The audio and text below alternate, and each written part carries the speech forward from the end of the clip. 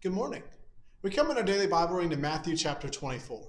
What we find here in this chapter is Jesus speaking about primarily the destruction of Jerusalem. Read with me in verse 1 to see the details of what Jesus is saying, why it would happen, and when it would occur. Beginning in verse 1, Jesus left the temple and was going away, when his disciples came to point out to him the buildings of the temple. But he answered them, "You see all these, do you not? Truly I say to you, there will not be left here one stone upon another that will not be thrown down." Now, right from the onset, those are ominous words and warnings from Jesus that the temple would be destroyed. As he sat on the Mount of Olives in verse 3, the disciples came to him privately, saying, "Tell us, when will these things be, and what will be the sign of your coming and of the end of the age?"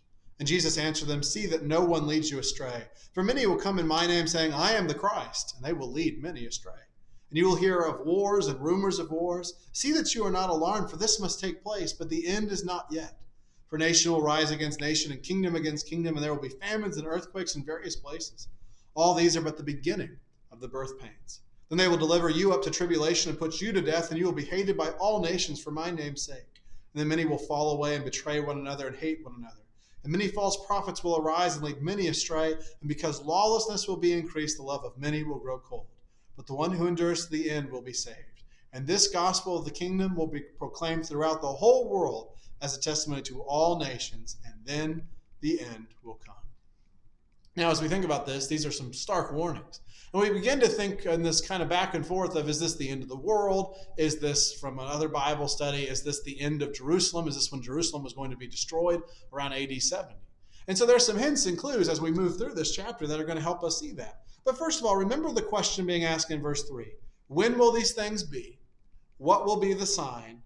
And what is the end of the age? All right, so we think about the end of the age, and that becomes an important question. They didn't necessarily ask it that way, but we have to ask, what do they mean when they say end of the age? Well, Jesus is going to answer all of those questions. And one of the things he first mentions are some very scary things in verses 5 and 6 in particular. Many will be led astray by these false Christs. Now, the book of 1 John is going to talk a lot about antichrist, those who would rise up and be opposed to the Christ. We see that thread sometimes throughout the New Testament. That we have to follow the authentic, the true, Jesus, the Christ. You'll hear verse 6 of wars and rumors of wars, so that see that you are not alarmed, for this must take place, but the end is not yet. And so there's going to be this great kingdom against kingdom, nation against nation. So the question becomes, this is all really scary. When is it going to happen? And even, by the way, why is it going to happen? Well, we start to see more of this. In verse 9, they will deliver you up to tribulation and put you to death. You'll be hated by all nations. Why? In verse 9, for my name's sake. To be a Christian in the age of Jewish dominance in Jerusalem and even Roman dominance in the world spectrum would be a rough endeavor. In fact, many of the apostles, according to history, or at least legends of history, would die for their faith. And so the question would be, how does this impact everyone? How does this impact the temple? How does this impact Jerusalem? Well, in verse 15, so when you see the abomination of desolation, spoken of by the prophet Daniel, standing in the holy place, let the reader understand. Then let those who are in Judea flee to the mountains. Let the one who is on the housetop not go down to take what is in his house, and let the one who is in the field not turn back to take his cloak. And alas, for women who are pregnant and for those who are nursing infants in those days, pray that your flight may not be in winter or on a Sabbath. For then there will be great tribulation, such as has not been from the beginning of the world until now, no, and never will be. And if those days had not been cut short, no human being would be saved, but for the sake of the elect, those days will be cut short. Then if anyone says to you, look, here is the Christ, or there he is, do not believe it.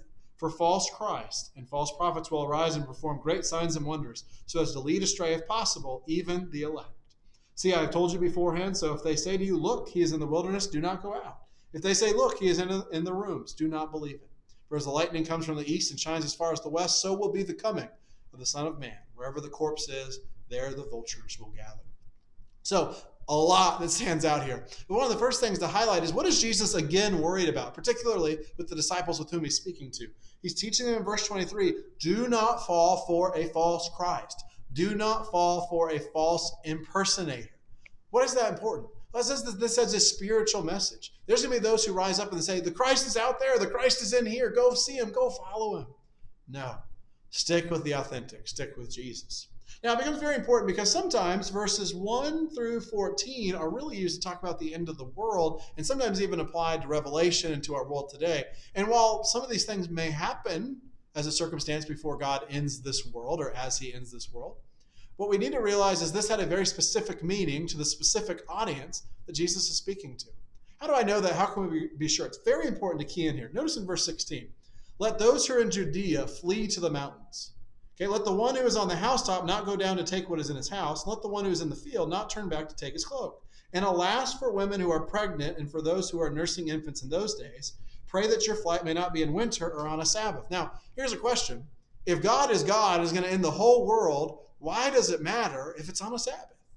Why would it matter if I was pregnant? Why would it matter if I was nursing? Why would I be tempted to go into my house to grab something if the world is just ending? You see, that can't be what's in scope here. Remember, what started this chapter was a recognition of Jesus that the temple would be destroyed. And so as he's going through what the signs are, one of the things he mentions is in verse 16, let those who are in Judea flee to the mountains. Why Judea? Is God only going to destroy Judea? Is he only going to destroy Jerusalem? Is he only going to destroy that part of the world to end the world? Well, not to end the world, but he is going to destroy Jerusalem specifically. Why would that be? As we work through the Gospel of Matthew, it's been very clear. This generation was evil. Many of the people were found to be opposing Jesus, not just a little bit, but with everything they had. They were going to crucify the Christ. Why? Because they had rejected God and were trying to exalt themselves. We need to make sure we don't make that same mistake. And so the clue is clear. When is this destruction of Jerusalem going to come? When is the temple going to be destroyed? What should we be looking for, Jesus? Well, now we go back and we look at verse 9, for example. Then they will deliver you up to tribulation and put you to death. You will be hated by all nations for my name's sake. And then many will fall away and betray one another and hate one another. Many false prophets will arise and lead many astray. Because lawlessness will be increased, the love of many will grow cold. But the one who endures to the end will be saved. There's going to be a spiritual problem. There's going to be a spiritual battle even. But you need to stay faithful and stay strong. In fact, here's what to look for. Pray for this deliverance. In verse 21, for then there will be great tribulation, such as not been from the beginning of the world until now, no, and never will be. As we consider this text, it needs to strike us that God sees his people. He saw those who were faithful, the elect. He saw those who were not faithful, those who had rejected Jesus and were going to crucify him. And he was going to punish them in his time. Now, a lot of Matthew chapter 24, in particular, as we move on towards the end of the chapter, becomes debated as to, is this about the end of the world, or is this about the destruction of Jerusalem confined to AD 70? Regardless of which path you take or which side we lean on, there is an important takeaway. We need to be ready for God no matter what. Not just because he can end the world at any time and life's like a vapor, as James would write in chapter 4, which it is, and he is capable, but also because we need to realize that this world is not our home. And so we are living for the next. And so we want to please God now. We don't want to follow a false Christ. We want to follow Jesus, who is the way, the truth, and the life. No one comes to the Father except through me, Jesus would say in John 14. We need to find him and follow his ways. So as we look at the rest of chapter 24, let's recognize its application to Jerusalem, but also some lessons we can learn from that as we prepare and await our final judgment day. In verse 29, immediately after the tribulation of those days, the sun will be darkened, the moon will not give its light, and the stars will fall from heaven, and the powers of the heavens will be shaken. Then will appear in heaven the sign of the Son of Man. And then all the tribes of the earth will mourn, and they will see the Son of Man coming on the clouds of heaven with power and great glory. He will send out his angels with a loud trumpet call. They will gather his elect from the four winds, from one end of heaven to the other. From the fig tree, learn its lesson. As soon as its branch becomes tender and puts out its leaves, you know that summer is near. So also when you see all these things, you know that he is near at the very gates. Truly I say to you, this generation will not pass away until all these things take place. Heaven and earth will pass away, but my words will not pass away. Now here's a question for us in verse 34. Is the world over? Again, I hope this is a bit of a baffling question. You're thinking, what do you mean the world's over? We're here. Well, that's true. And so these verses, whether you start in verse 1 or down to verse 29 through 31, cannot be about the destruction or the end of the entire world in a literal Noah-esque way. Because, in verse 34, what did Jesus say? Truly I say to you, this generation will not pass away until all these things take place. This judgment, this coming of the Son of Man was going to happen in the lifetime of those Jews living when Jesus is speaking to them. Why is that so important? Well, that tells us that AD 70 is far more in play than the destruction of the world. If God were to come today, this wouldn't be about Matthew 24, at least in these verses. It would be about the end of the age, perhaps as such is written about in 2 Peter chapter 3. And so as we go back and we say, well, then what is this appearance in verse 30? Then will appear in heaven the sign of the Son of Man. And then all the tribes of the earth will mourn. They will see the Son of Man coming on the clouds of heaven with power and great glory. What could that mean then? It means that judgment is coming. Remember, Jesus is not just Son of Man, and he's not just the Messiah. He is also the judge. It is his words that John writes in chapter 12 and verse 48 that will judge us in the last day. And so this is a judgment upon Jerusalem. Why is Jerusalem being destroyed in the first place? Because they rejected the cornerstone, because they rejected the Christ. And so what is the lesson from the fig tree then? As soon as its branch becomes tender and puts out its leaves, what do we know? Summer is near. Let's go back to verse 3. What were these questions from the disciples again? When will these things be, and what will be the sign of your coming and of the end of the age? So when will these things be? Well, we recognize we're going to be looking for some signs. What are going to be some signs? Jesus makes it very clear. You're going to know. We need to be looking. What are we looking for? Well, one of those things that's going to happen is there's going to be false Christ. There's going to be people claiming to be the Christ, and they are not. Don't fall for it. Another thing we see in verse 29, immediately after the tribulation of those days, the sun will be darkened, the moon will not give its light, and the stars will fall from heaven, and the powers of the heavens will be shaken. And what's going to happen in verse 31? He will send out his angels with a loud trumpet call, and they will gather his elect from the four winds, from one end of heaven to the other. Despite the judgment, God is still going to know who his people are, and he will always take care of his people. It may not be in the way we think or in the way that we would say that we would do it, but God has all the puzzle pieces, and in his omniscience, he will do this correctly. Verse 36, but concerning that day and hour no one knows, not even the angels of heaven nor the Son, but the Father only. For as were the days of Noah, so will be the coming of the Son of Man. For as in those days before the flood they were eating and drinking, marrying and giving in marriage until the day when Noah entered the ark. They were unaware until the flood came and swept them all away. So will be the coming of the Son of Man. Then two men will be in the field, one will be taken and one left. Two women will be grinding at the mill, one will be taken and one left. Therefore stay awake, for you do not know on what day your Lord is coming. But know this, that if the master of the house had known in what part of the night the thief was coming, you'd have stayed awake and would not have let his house be broken into. Therefore you also must be ready, for the Son of Man is coming at an hour you do not expect. So again, the question is, when is this going to happen? And whether it's about the destruction of Jerusalem or as this has transitioned to the end of life as we know it, the point is clear. Be ready. Now you think about a couple chapters back in our daily Bible reading, Matthew chapter 22, and Jesus told the parable of the wedding feast. And perhaps he had in mind the Pharisees and even the chief priests of the previous chapter 21, where the context had left off. But you think about that parable, and he said, God, essentially, the master is inviting everyone to come to the feast. And what did those who should have just immediately said yes say? Well, no, we're not available. We got to tend to our own business. We got to tend to our own farms. That's a problem. God is going to punish them for it, but he's also going to extend the invitation to all to then come in. He's going to reward those who do.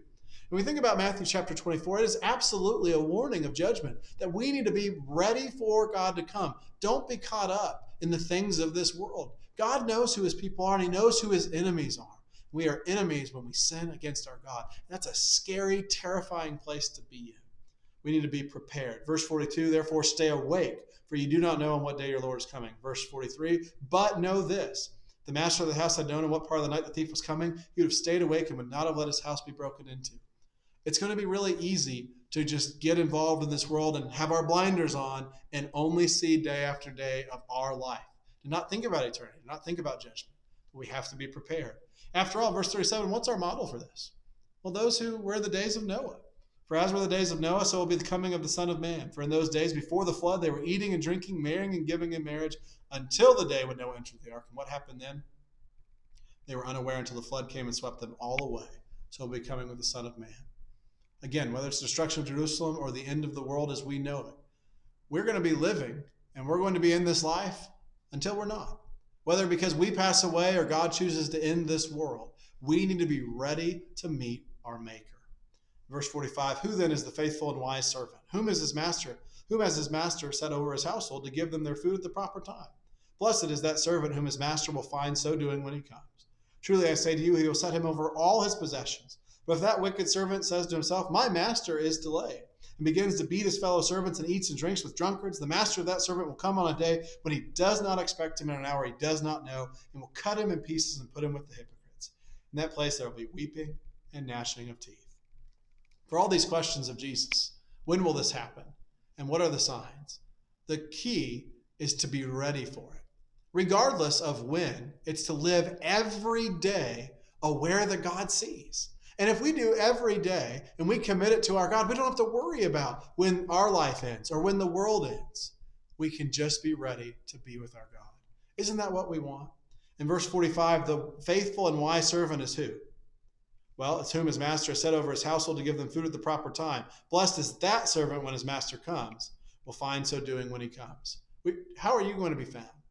If God were to end the world today, if your soul was required of you, would you find yourself in a position ready for the coming of Jesus? Would you be ready to meet your Maker? I have to ask myself the same question. Or would I find myself like the other, like the one in verse 48 who's described as the wicked servant, who says, my master is delayed, begins to beat his fellow servants and eats and drinks with drunkards? Because what's going to happen then? Then the master's going to come back when I'm not ready, and I am not going to want to face that music. Punishment is real. God cares about obeying his will. He sees those who are false teachers, and he will punish them. He sees those who had ability to serve him and who choose not to, and he will punish them. But he also knows who his are. He sees those who are faithful, those who are wise. So let's act wisely today. Let's be faithful. Be ready for the judgment day because it is coming. God sees, God knows. And let's be thankful that our God is gracious and merciful. Call upon him for his forgiveness and his strength to be ready for whenever our soul is required of us. Hope you'll join us tomorrow as we study Matthew chapter 25.